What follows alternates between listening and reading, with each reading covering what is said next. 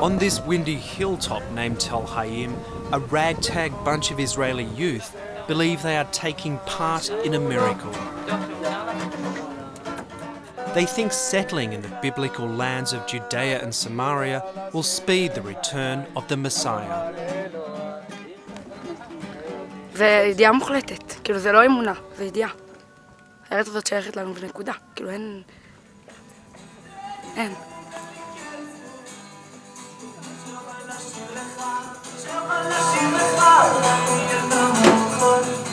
In the last 2 years, the Hilltop Youth, as they're known, have been busy with God's work. 100 sites like this have been established.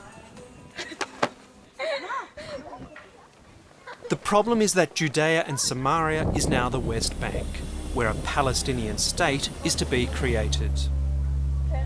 Under the terms of the US-backed peace plan, the Roadmap, Israel must demolish 60 of these small outposts.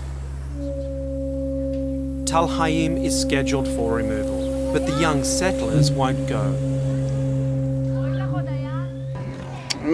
הקדוש ברוך הוא הבטיח לנו את המקום הזה. אנחנו כאילו לא מימי אברהם אבינו. ולא משנה מה, אף אחד לא יכול פה להחליט, זו החלטה אלוקית ואף אחד לא יכול לשנות אותה. Mickey Vastril is leading the mission here. He comes from the nearby Israeli settlement of Bet El. For Mickey, this outpost is a protest against the Roadmap. Since the peace plan was endorsed 2 months ago, he's made sure youth from his settlement are constantly here. He's also put 1,000 young people on alert to resist if the Israeli army is sent to remove the outpost. Maybe we'll move to somewhere else, but the next day you will see here a new Jewish life coming back to the place. The next day. We will not wait even a day. This is part of us. If we give in here, what right do we have to stay for our stay in Tel Aviv? In the Galilee, in the Negev, in Eilat. If this place where Abraham was promised the land and to have a people after him, this is where he was promised the land of Israel. So if you give in on this place, what right do you have for staying in Tel Aviv? Mickey's dream is to establish a Jewish city here, and he's already brought the first families who plan to live here permanently.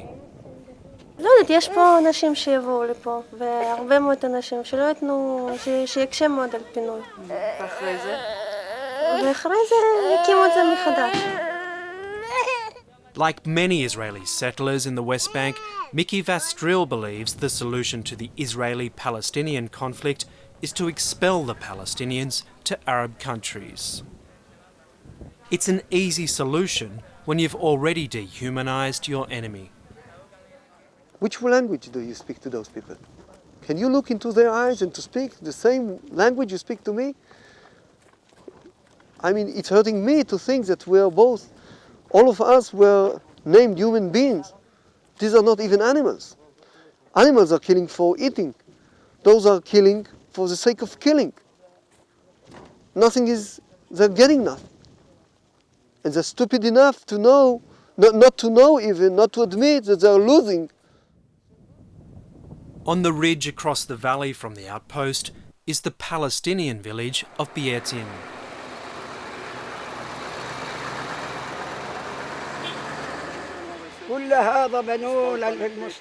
85-year-old Abdel Faris is one of the traditional landowners of the area.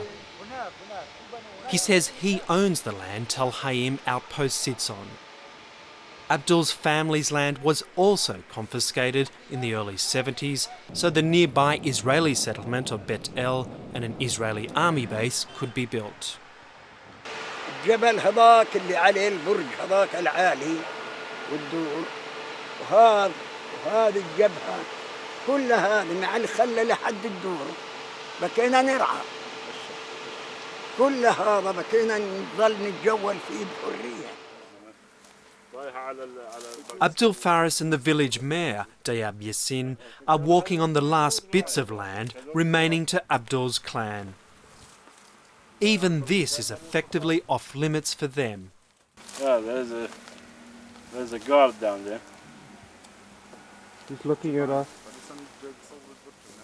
The owners of this land, they're not able to come around here no more, even to see their trees, because when they see them from the settlement, they start shooting at them. Since the Israelis seized the West Bank in the Six-Day War of 1967, more than 40% of the land has been taken for the use of settlers. But if the roadmap is to succeed, the 2 million stateless Palestinians living in the West Bank have to be given a homeland. Over there they say things like, oh, this is our land, it's God's land. God gave it to us. What do you think of this? Well, really, they could say whatever they want to say, but we know this is our land. We know our fathers and grandfathers, our ancestors used to be here before, even before history. Abdul confronted the settlers once, but to no avail. His title deeds from the time when Jordan controlled the West Bank mean nothing to them. قالوا ليش هان؟ قلت لهم هذه الأرض لنا. كم واحد انبطح على الأرض ودار يبوس في الأرض. قال هذه من شاني، هذه أرض حبيبتي. قلت له أنت مجنون يعني كريزة. هذه مش من شانك ولا من شان اليهود. هذه أرض عربية وترجع تصير عربية.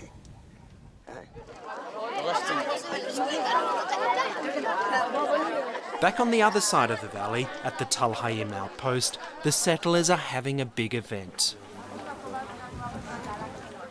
The evening starts with prayer. Families from the nearby settlement of Bet El have gathered to hear a special guest, Yosef Mendelevich. Mendelevich hijacked a plane in the Soviet Union in the 1970s and tried to fly it to Israel. He was caught and spent a decade in a Soviet gulag. In most people's terminology, he's a terrorist, but here he's a hero for highlighting the suffering of the Soviet Jews. He's come to offer support in the fight for Tel Hayim. הגויים רוצים שאנחנו נשכח שאנחנו יהודים. הגויים רוצים שאנחנו נשכח שיש לנו מדינה שלנו, שיש לנו ארץ שלנו, ואנחנו ניאבק נגד זה. אנחנו נלמד ונחנך ונפיץ ונזכיר לבני נוער שהם יהודים. אז תדעו לכם שהמחתרת האמיתית הראשונה... But it's not the tiny outpost camps that are the biggest obstacle to peace. It's established settlements like Ariel in the northern West Bank with its tidy streets and comfortable homes. 230,000 settlers live in towns like this. And these settlements, connected by a network of highways, have sliced up the West Bank, leaving Palestinians enclosed in areas which are cut off from one another. If there is ever to be a viable Palestinian state, many of these settlements will have to go. It's very important to you as members of the parliament. Ron Natchman is the mayor of Ariel, and today he's taking a group of British MPs on a tour. The MPs are on a fact-finding mission to see if Israel will carry out its obligations under the roadmap to peace. And that means stopping growth of settlements like this one. We don't touch any private property. We don't expropriate any land. We say this... You're the only people in the world that say this. You do know that. Because I the need rest to, of the international community says this land has been appropriated. Because we need to what educate. Do you say to that? Because we need to educate the world. When the world... Well, we're here to find out. Because the world is making a mistake. Very kind for hosting us today. Thank you very much indeed for your hospitality. But a bunch of British MPs is not going to stop Ron. All the best. Bye-bye. Same here. Bye-bye. The Oslo Peace Accords didn't, and the roadmap's not going to either. Okay. And what makes me very angry is the equation in the roadmap. When they say, stop the settlements or freeze the settlements and stop the terrorism. So this equation, if you pull down, stop and stop, you find settlements equal to terror. You understand? Stop settlement, stop terrorism, stop, you cut off. So what remains, like in mathematics, settlements are terrorism. Am I a terrorist? You go 15 kilometers. Under the roadmap, there's supposed to be a freeze on the growth of settlements. But here, Ron Natchman's ambition is to increase the size of Ariel 5 times. We have 18,000 people, and our master plan talks about 80,000 or 100,000 people. So if there will be not 18,000 and there will be 25,000, what will it do to the peace process? Nothing. It has no importance. To expand as fast as possible, Russian immigrants are being brought in. Irina Gursky, with her daughter and brother Pavel Baraz, came to Ariel about a month ago. They came not for religious reasons, but for the economic opportunities. Что больше выбора можно, потому что в России вообще сейчас, да и не только сейчас, уже долгое время тянется тяжелое, такое очень тяжелое время, где добиться чего-то очень сложно, даже если ты этого очень сильно хочешь. Здесь, если ты имеешь желание, можно. The Israeli government and its Ministry of Absorption offers immigrants to the West Bank extra economic benefits. Нам сразу в аэропорту, во-первых, дали первую часть корзины абсорбций. Прям там же, вместе с документами, первая часть. Когда мы приехали, сразу же открыли счет в банке, и на этот счет стали поступать деньги от Министерства абсорбции. Потом у нас идет в течение года скидка на арнону, земельный налог, скидка на пользование телевизором.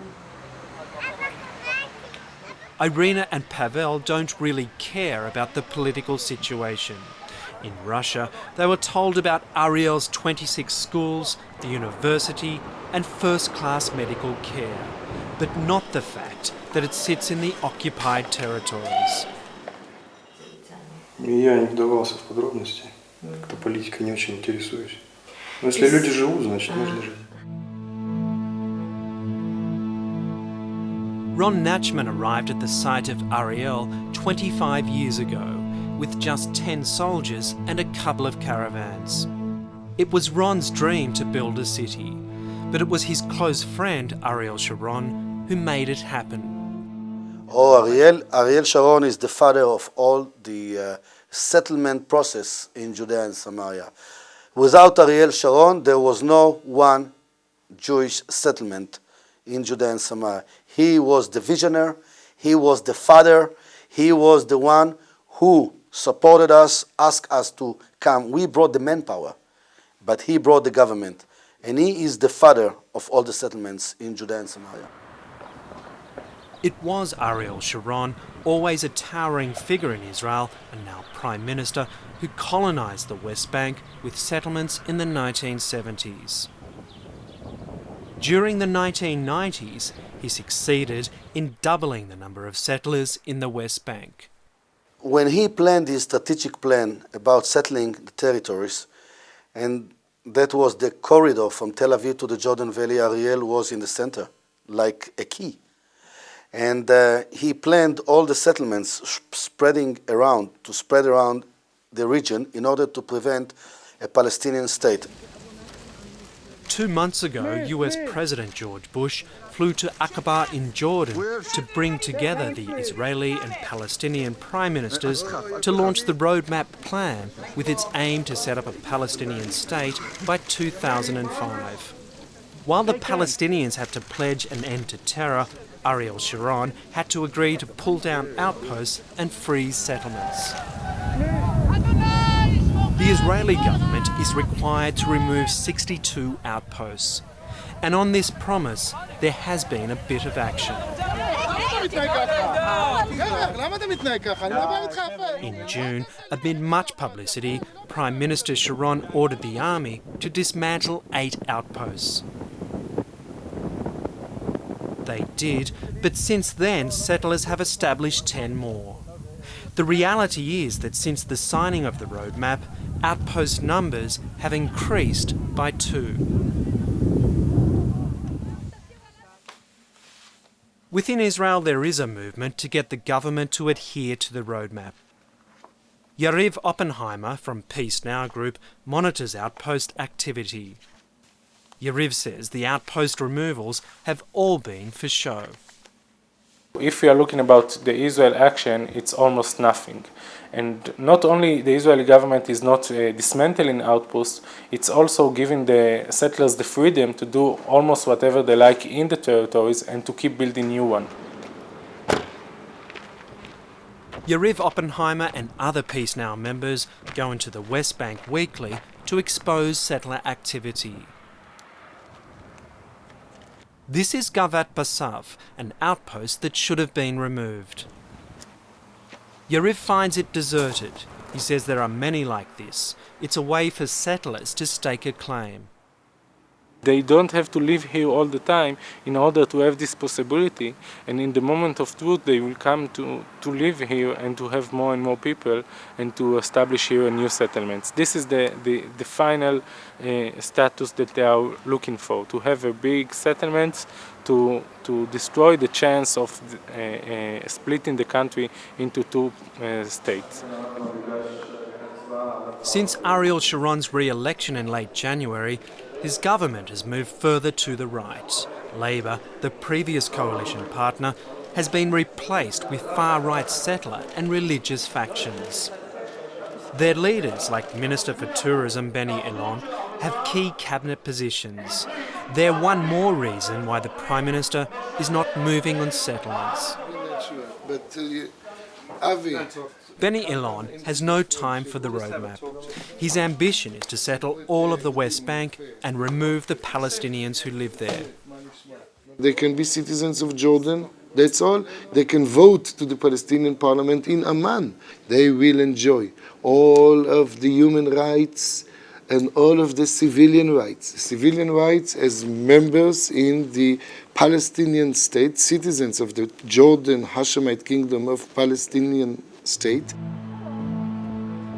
Elon is putting his plan into action here in Sheikh Jarrah in the Arab part of Jerusalem. Arab families had to be evicted so Israelis could move in. Elon has organised 17 other settlements like this. The minister's strategy is to stop Palestinian claims over the Arab Quarter, so Jerusalem will become the undisputed capital of Israel. I have my political power in Israel. I hope to grow and I hope to convince many, including politicians in America. In USA, I met many congressmen, many senators. We have the millions of evangelical Christians that understand that this is the biblical heartland and we are not foreigners. And according to the faith that they have and they share with us, we are the children of Israel that are coming back to the land of Israel. And it is a question of patience, education, and I believe that I will succeed. But in Israeli politics, there are those who see settlements and outposts as a major obstacle to the roadmap peace plan. I don't think that anyone believes that there could be a peace agreement without a massive withdrawal of Israel from the occupied territories. A massive withdrawal means evacuating settlements. Today, Yuli Tamir and her Labour Party colleagues have brought a motion in the Israeli parliament demanding some answers from Prime Minister Sharon. Labour's Haim Ramon wants to know why the Prime Minister is not adhering to the US-backed peace plan.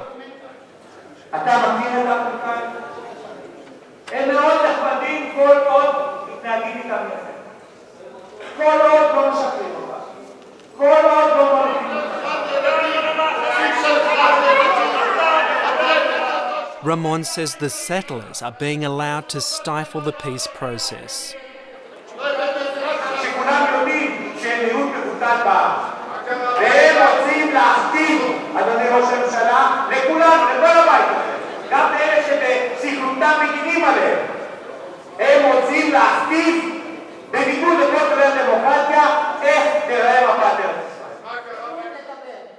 The Prime Minister's response is firmly behind the settlers.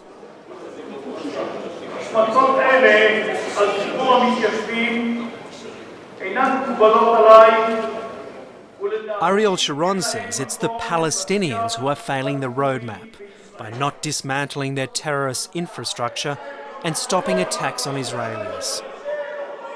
But on Israel's obligations, the Prime Minister remains defiant.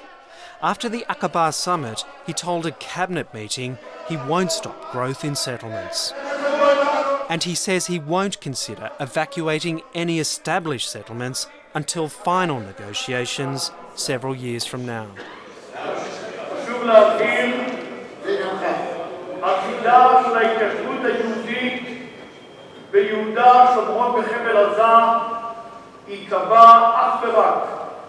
כאשר נגיע לדון בהסדרי הקבע שיובילו בעזרת השם לשלום בין ישראל והפלסטינים. But the opposition believes the man who made the settlements now has no choice but to curb them if there's ever going to be a Palestinian state. There's no place for Palestinians, there's no territory for a Palestinian state within the framework of the present sort of map of settlements. If you look at the map, you know, in my first speech in the Parliament, I woke up on the podium and I opened the settlements map, and I said to Sharon, I said, assuming I believe that that's what you want to do, just point to the place where the Palestinian state will be. And he had no answer because there is no place. Back at Tel Hayim, no action has been taken to dismantle the outpost. The hilltop youth have been building a more permanent residence, another dent in the fragile roadmap to peace. In their struggle to take more of the West Bank, the settlers are winning, but the peace process is losing. Plans are underway here to take another hilltop next month.